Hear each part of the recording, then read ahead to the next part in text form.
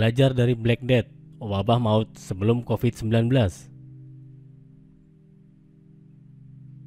Dikutip dari inetdetik.com, sebelum dunia dirundung virus corona, wabah maut Black Death pernah merajalela. Apakah kita bisa belajar dari pengalaman itu? Virus corona bukanlah pandemi yang pertama di dunia. Sepanjang sejarah, pernah ada beberapa wabah maut di planet ini.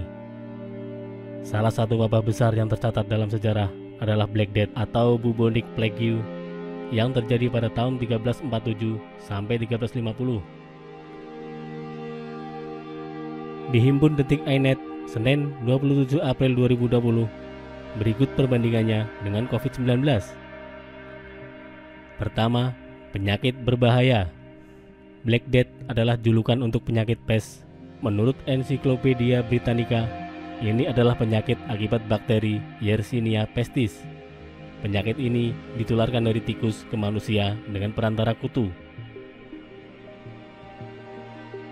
Penyakit pes ini terbagi menjadi 3, yaitu bubonic plague atau pembengkakan kelenjar getah bening, pneumatic plague atau infeksi paru-paru, dan septicemic plague atau infeksi pada darah. Yang paling banyak terjadi di Eropa abad ke-14 adalah bubonic plague. Lifespan menulis pasien bisa meninggal hanya dalam 4 hari setelah tertular dengan demam tinggi, muntah, dan kelenjar getah bening bengkak dan pecah. Sungguh mengerikan.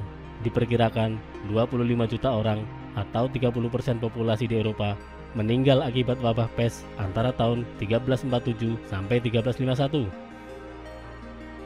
Ini masih jauh lebih mengerikan dari COVID-19. Data terbaru COVID-19 mencatat sudah ada 207.000 kematian akibat COVID-19 sampai saat ini. Yang kedua, berasal dari Cina. Seperti halnya COVID-19, Black Death juga berasal dari Cina. The New York Times pernah menuliskan artikel bahwa pada tahun 2010, tim ilmuwan dari Prancis, Irlandia, dan Jerman mengusut DNA dari tulang abad ke-14 di sejumlah negara dan memetakan jalur perjalanan bakteri pes ini. Kesimpulannya, Black Death berasal dari Cina yang terbawa lewat jalur sutra ke Eropa. Bahkan Black Death di Afrika Timur di awal abad 15 diduga terbawa dalam rombongan 300 kapal Laksamana Chenghu tahun 1409. Tapi, wabah ini di Cina tidak terkait dengan jumlah populasinya. Bakteri ini di negara asalnya tinggal di dalam hewan pengerat umum seperti tikus dan marmut. Namun, ketika bakteri ini terbawa ke Eropa dengan perantara kutu tikus, bencana pun dimulai.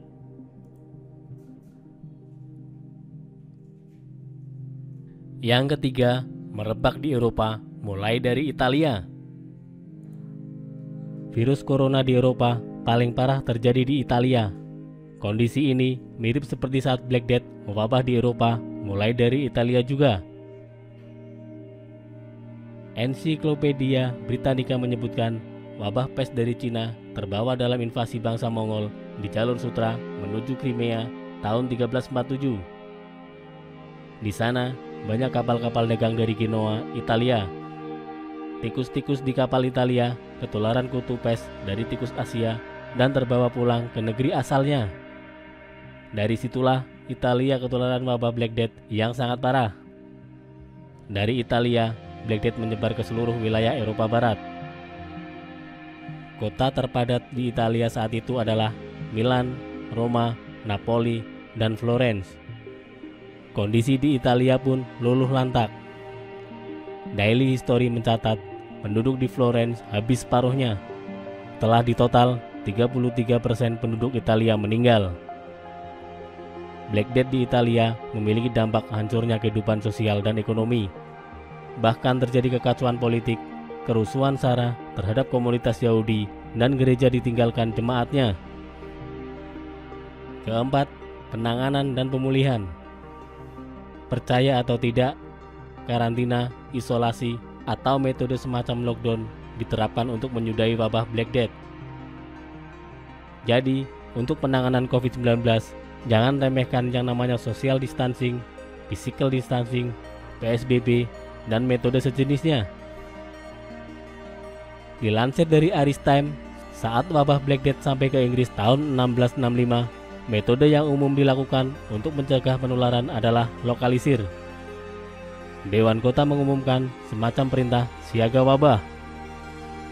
Langkah-langkahnya antara lain menyalakan api unggun untuk membersihkan udara, anjing liar ditangkapi, makanan tidak sehat dirazia dari pasar, kumpul-kumpul dilarang, dan yang dianggap paling kontroversial saat itu adalah mengunci warga di rumah masing-masing.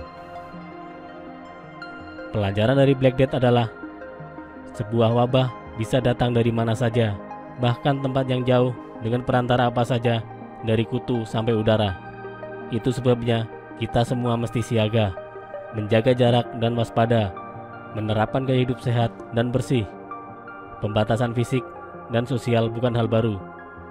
Sejarah mencatat itu lumrah dilakukan sejak dulu. Jadi, jangan keras kepala jika disuruh jaga jarak dulu sampai nanti waktunya COVID-19 mereda dan vaksinnya sudah ditemukan.